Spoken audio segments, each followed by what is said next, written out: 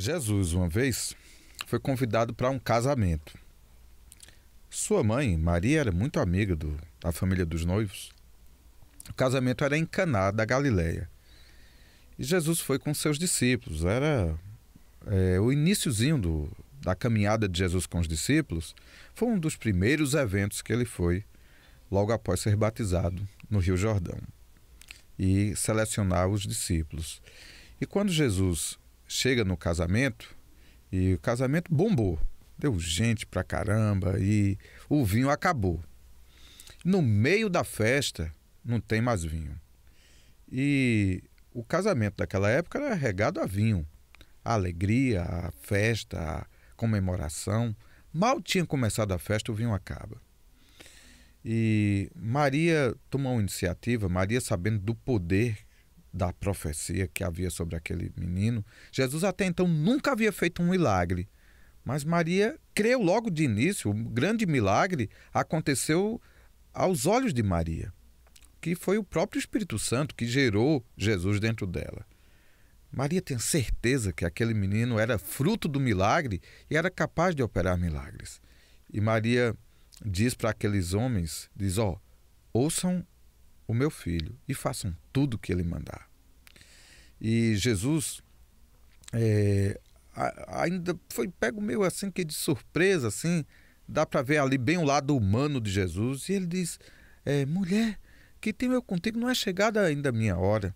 Mas vendo a condição de desespero daqueles homens, vendo a situação em que estava o casamento, Jesus então faz o seu primeiro milagre. E Jesus mandou encher aquelas talhas de água e trazer. E imediatamente ele mandou servir.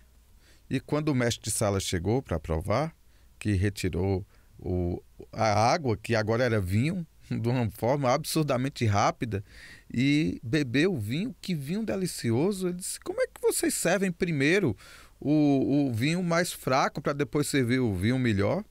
O vinho melhor se serve logo de entrada e de saída. Assim como Jesus transformou água em vinho naquela festa de Caná da Galileia, esse mesmo Jesus é poderoso para transformar água em vinho. Tomemos a água como a coisa mais comum e o vinho como aquilo que alegra o coração, como aquilo que dá prazer. Mesmo que o teu casamento tenha caído em uma rotina e tenha virado algo mais simples, mais comum, como a água, Jesus é poderoso para transformar a água em vinho. O casamento de Caná da Galileia, apesar de ser uma história real, também é uma história profética, uma história que gera fé.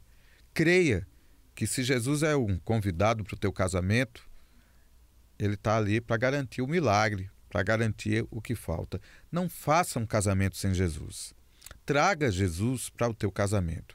E trazer Jesus para o teu casamento é não só trazer ele como um mero convidado, mas trazer os princípios dele. Deixa ele guiar. Faça exatamente o que Maria disse. O que foi que Maria mandou? Maria disse assim, faça tudo o que Jesus vos disser. Então, jovens, solteiros, Jesus tem duas falas que tem tudo a ver com o casamento. Uma delas é quando Jesus disse assim, seja o vosso parecer sim, sim e não, não. O que disso passar provém do maligno. Nós vivemos dias de grande promiscuidade, de relacionamentos que iniciam-se muito rápido e que terminam também muito rápido. Famílias que começam no de repente e terminam no de repente. E quando Jesus falou sobre compromisso, falou sobre relacionamentos feitos para durar. Então os jovens, em vez de estar fazendo test drive, de estar ficando com uma, com outra, relacionamentos efêmeros, promíscuos, buscando só um prazer passageiro e momentâneo, onde um usa o outro, os jovens devem se conhecer. E antes de se declarar, antes de assumir um compromisso, conhecer bem, pensar bem, observar bem. Quando eu era solteiro, eu e minha amiga, minha melhor amiga, eu casei com minha melhor amiga. E antes de assumir um compromisso com ela, nós conversamos bastante. E sabe, eu não rasgava minhas roupas, eu rasgava minha máscara. Nós nos conhecíamos, nós conversávamos um com o outro exatamente como o outro era, a gente se conhecia. E quando enfim eu decidi casar com ela, com minha melhor amiga, eu assumi um compromisso com ela. Um compromisso para durar. Um primeiro sim eu disse para ela naquele dia, que foi repetido depois no dia do nosso casamento, outro sim.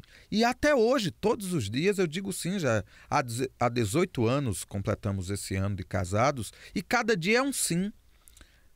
Eu costumo de dizer que o verdadeiro amor é aquilo que dura quando a química acaba, quando a paixão se esvai, quando as emoções se esgotam. O amor tudo sofre, tudo crê, tudo espera. O amor jamais acaba.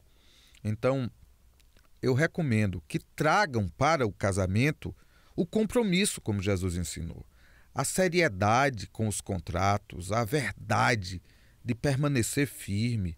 Jesus disse que a gente deve casar para sempre, até que a morte separe. A Bíblia diz, citando Jesus, que ele falou assim, ó: deixará o homem pai e mãe, unir-se-á a sua mulher e serão os dois uma só carne. Portanto, o que Deus ajuntou, não separe o homem. Compromisso. Um compromisso que deve ser levado em conta desde o início da observação. Eu vou escolher bem, vou pensar bem, vou meditar bem, vou calcular todos os riscos e custos dessa união, mas eu vou assumir uma união feita para durar. O outro princípio de Jesus, que deve ser agregado ao casamento, é o princípio da santidade. Jesus disse assim, que aquele que olhar para uma mulher com intenção impura, no seu coração já adulterou com ela. Então, jovens, tragam santidade para o casamento de vocês. Não usufruam do corpo da menina, não fique tentando tirar uma casquinha, uma brechinha, uma antecipação. O sexo foi feito para o casamento.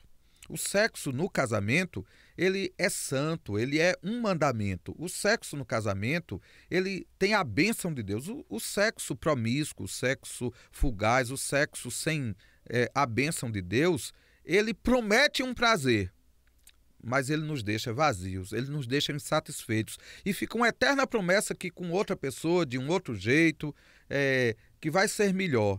E é uma promessa que ela é reiteradamente repetida, mas o prazer não satisfaz. Porque é um prazer do corpo que, por mais intenso que seja, não satisfaz uma sede da alma.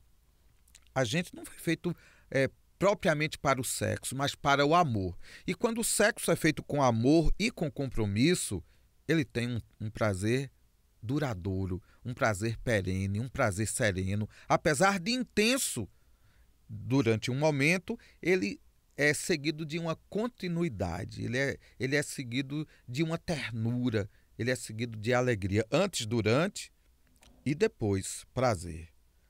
Um prazer que não acaba, um prazer que não passa, um prazer que não precisa de outra pessoa, de outra aventura, de outra cena, o prazer do amor, o amor e da santidade. Portanto, enquanto solteiros, a gente renuncia o sexo, a gente guarda tudo para o depois. Então, eu dei o primeiro beijo na minha noiva no dia que casamos. E ali foi como se a gente tivesse aberto um bom vinho e demos o nosso primeiro gole. E desse vinho, nunca mais deixamos de nos embriagar das delícias do amor reservados por Deus para o casamento. O sexo é uma herança de Deus para o casamento, é bênção dos céus. E ele, quando é feito com vulgaridade, com promiscuidade, ele não dá o prazer que promete. A promessa do prazer do sexo, ela só é usufruída completamente quando esse sexo, que é prazer do corpo, ele é unido com a emoção e a segurança do amor, com a certeza da continuidade um do outro, com aquela sensação de pertencimento. Então, antes eu tenho o desejo, durante eu tenho o prazer e depois eu tenho a ternura de ter no braço alguém que amo, que respeito, que prefiro. Ela continua sendo minha melhor amiga.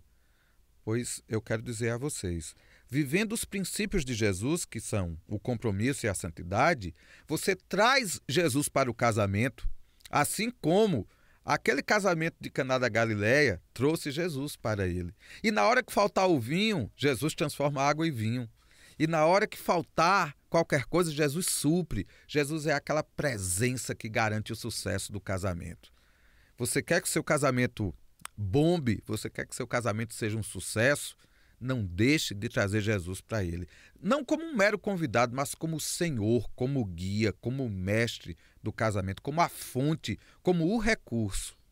Jesus, ele nos ama e foi ele quem criou e instituiu o casamento. E o casamento deve ser por ele, por meio dele e para ele. Pois quando buscamos em primeiro lugar o reino de Deus e sua justiça, todas as coisas nos serão acrescentadas. Deus abençoe o teu casamento, tu que és casado, e Deus abençoe o teu casamento, tu que és solteiro. Coloca os princípios de Deus na tua escolha e você não se arrependerá. Em nome de Jesus. Amém.